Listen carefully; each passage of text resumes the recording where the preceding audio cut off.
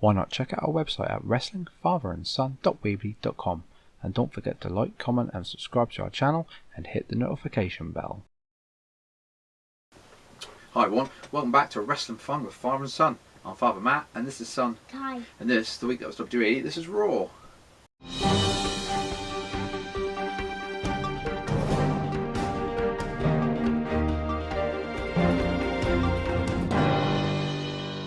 Yep, the post, don't like to really mention it too much in connection to WWE, but we've got to say it, this is the post AEW Raw. So you would think that WWE would step up the game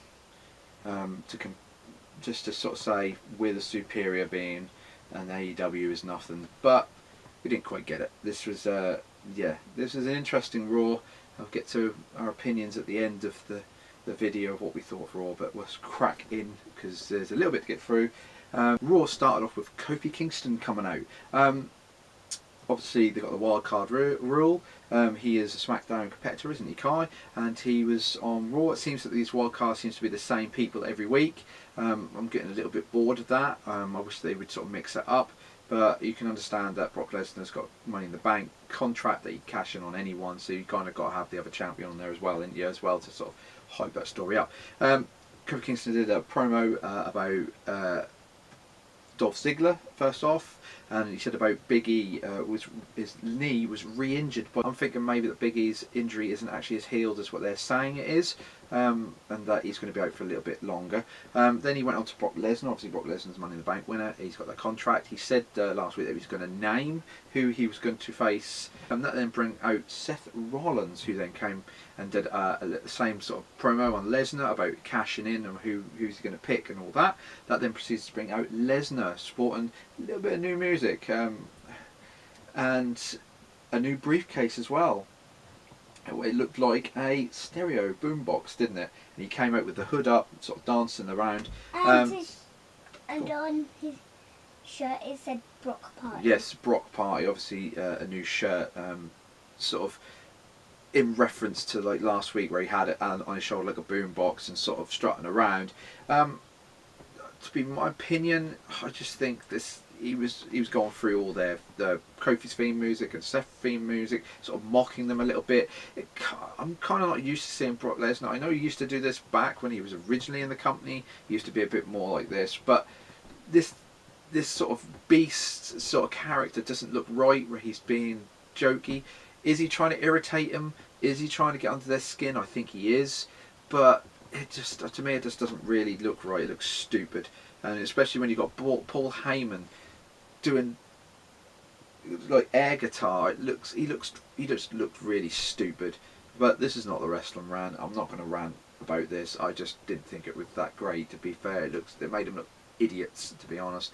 But anyway, it got to the point where Seth Rollins walked out of the ring. I just thought that sort of reflected. Go on. Seth Rollins' theme song, Paul Heyman was. Yeah, he was air guitaring, yeah, he was, yeah, and he looked a bit stupid doing it as well. You know, I think that Seth Rollins walking out the ring reflected a lot of the fans at the minute with this sort of stuff, this creative stuff that they're doing. It kind of, I thought that was life imitating art a little bit when Seth walked out. That left Brock Lesnar then to leave, and then Kofi Kingston was left in the ring, wasn't he?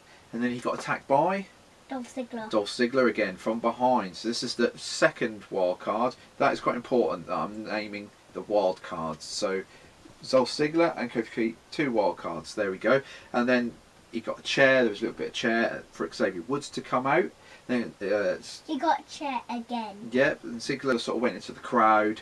Then they sort of were trying to get Kofi to the back, only for Ziggler then to appear again and attack him, and then he attacked Xavier Woods with a chair again, and then Kofi came out with a chair, Ziggler retreated, and then Ziggler did a promo on the stage, which was kind of the same sort of thing as last week with the "It Should Have Been Him" promo, and they was hyping up the Super Showdown match that they're having next week. Just a quick side note, we're going to do a predictions for that, aren't we? And that's going to go up next week, I think probably next Monday. Next we had Shane McMahon with Drew McIntyre. He did a little promo as well, respect, and about Roman Reigns and about how he attacked his Vince McMahon. We're up to 35 minutes now. I was looking at the counter and we've still not had any wrestling. It's just been talking for 35 minutes of a 3-hour program. Again, that's just not, it's not good, to be honest, for a wrestling program. I know they say it's entertainment, but it's not really entertaining what they're doing in the promos, but what can you do? Then they brought out Roman Reigns' cousin, didn't they? Lance Anoa'i, I think that's how you say it, Anoa'i, for Drew McIntyre to attack him at the beginning of that match.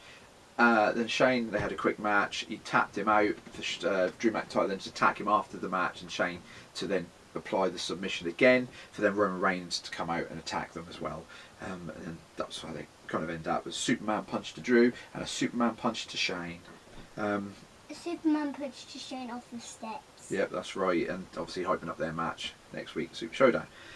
Next we had Brock Lesnar come out again with Paul Heyman. He did a promo about the contract and about, you know, announcing it, for then Seth Rollins to come out again and do another promo about the contract and about who he's cashing in and sort of trying to bait him into cashing it in, for then Heyman to read the contract out and announce that Lesnar has a year to cash that in, which we all know anyway because of previous Money in the Banks. This I thought made Paul Heyman and Brock look really stupid. It definitely made. Hit Paul Heyman. Well, he did. He kind of sort of pushed him, shoved him. I thought it made Brock Lesnar look really stupid that he didn't know that he had a year and that he trusted Paul Heyman. I just thought that didn't really work, to be honest. Going back to wildcards again, also Shane. I would count Shane as a wildcard, so that would be 3, and Roman Reigns was 4. Just going back to that point, so that's 4 wildcards that they had so far. Next we had R-Truth then come through the crowd. Again, R-Truth, he's a SmackDown guy, that's 5. And Carmella was with him, that's 6. That's 6 wild cards we've got there. That's I thought there was only supposed to be 4. That's all I'll say about that. I think this wild card rule is so stupid. It's not working. They should just end the split. They should just end the split and just have them both on both shows. It would work better. But what can you do? And R-Truth is the 24/7 champion. Yeah, he is a 24/7 champion. Yes, that's why he's running through the crowd. Obviously, had everyone chasing him again. Again, there's no weight to that championship. Why are they chasing him? What do they stand to win? Except for it's just a stupid looking belt. What can you do? Next we had AJ Styles in the back saying about he's got an injury now, sustained an injury in that match against Seth Rollins, for Baron Corbin to then attack him. Obviously we don't know what AJ Styles' injury is. They're saying about a back injury. Don't know how long he's going to be out. Hopefully it's not too long, but we'll see. Anyway, next it was Becky and Nikki Cross versus the Iconics. Becky won. They buried the Iconics. Then women's tag team titles don't mean nothing now. It's a shame because I thought the Iconics had so much potential. Then they had Lacey Evans come down and then do a little turn around and go back, so not much to do there. I am really sort of dumping on Raw at the minute because it just, when you watch AEW, you shouldn't compare the two, and I don't like to compare the two, but when you watch AEW at the weekend, you can sort of highlight some of the flaws with WWE, and their post AEW show should have been just, they should have just went all out, and they didn't. To be honest, it was just a dialed in Raw, and so I've got to reflect what we see, and we've got to reflect it is our just opinions. There are people out there who love Raw, people out there who don't like Raw. It is what it is. My opinion is, I don't think Raw was that strong this week. But next we do get to a thing that was quite strong in Raw. It was Ricochet versus Cesaro. These two are putting in really good matches.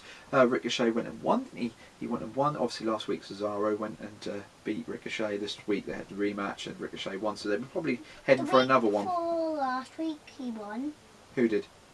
Cesaro. Cesaro, yeah. He's won 2 matches back to back. This was his first loss in a while.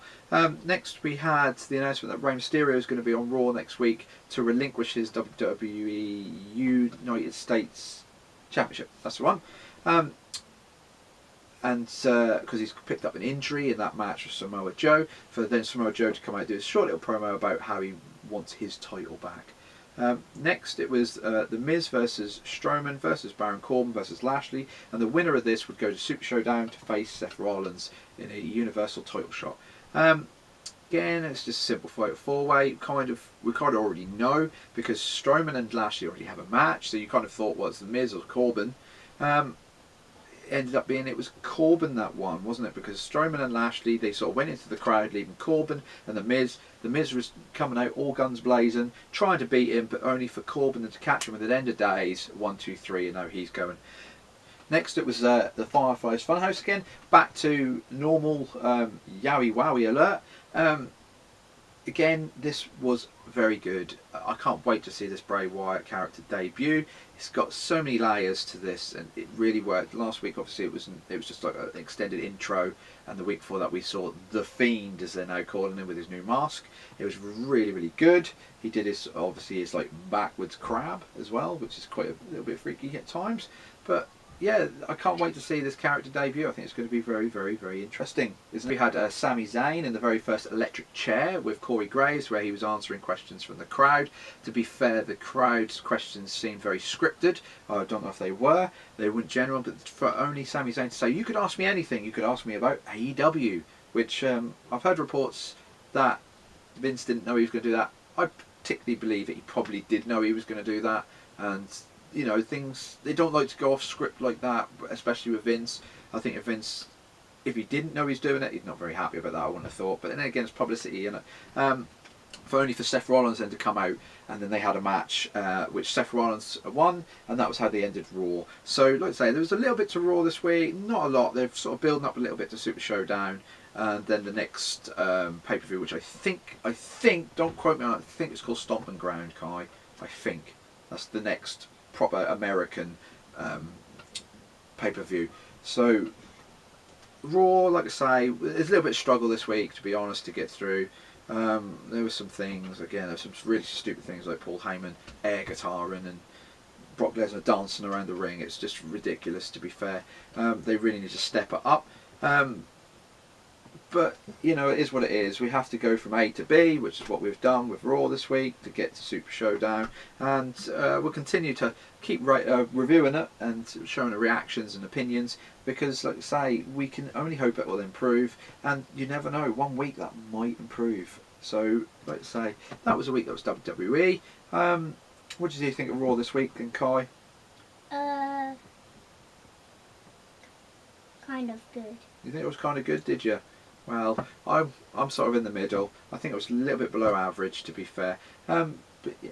Anyway, in the next video we'll do SmackDown. And I think we'll leave it there, won't we? So if you like this video, then please like, comment and subscribe. And we'll see you in the next video. So I'll say goodbye. Say goodbye, Kai. Bye. Bye.